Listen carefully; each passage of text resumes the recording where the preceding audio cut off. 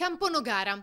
Incursione dei ladri nella notte nella scuola primaria Don Milani in pieno centro. Del raid l'amministrazione comunale se n'è accorta in mattinata quando alcuni elettricisti hanno messo piede nell'istituto per ultimare dei lavori. Sul posto i carabinieri che hanno effettuato un sopralluogo nel plesso accertando che i malintenzionati se ne sarebbero andati con un bottino piuttosto magro recuperato dai distributori di alimenti e bevande. I danni però sono stati ingenti. Durante il raid infatti i vandali hanno anche distrutto una parete in cartongesso. Fossalta di Piave. Un 49enne senegalese aveva rubato alcune bottiglie di liquori in un supermercato di piazza Matteotti ed è stato arrestato e condannato a 11 mesi con la condizionale.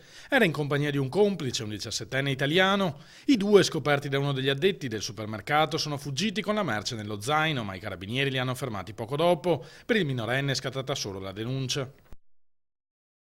Mestre ha chiamato la polizia, ma quando gli agenti sono giunti al centro Le Barche hanno trovato una situazione diversa da quella che si prospettavano.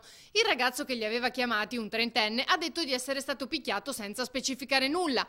In effetti aveva un occhio tumefatto, ma dal racconto della vigilanza si è scoperto che il trentenne aveva rubato del cibo per 13 euro di valore. Dopo essere stato fermato ha reagito impugnando una siringa e minacciando gli operatori del centro commerciale. È stato arrestato.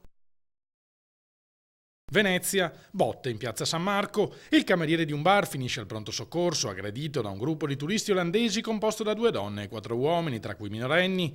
È accaduto domenica sera quando il gruppo, con bibite e cibo, prima ha provato a sedersi ai tavoli del Caffè Quadri, poi invitati ad alzarsi ha ripiegato sul Totto Bar Eden. E qui, di fronte a un altro sollecito ad andarsene da parte dei 2 camerieri, uno degli olandesi, probabilmente ubriaco, ha preso una seggiola del plateatico roteandola verso il cameriere, poi pugni e sberle fino alla fuga. Ma gli olandesi sono stati bloccati dalla polizia e portati in questura.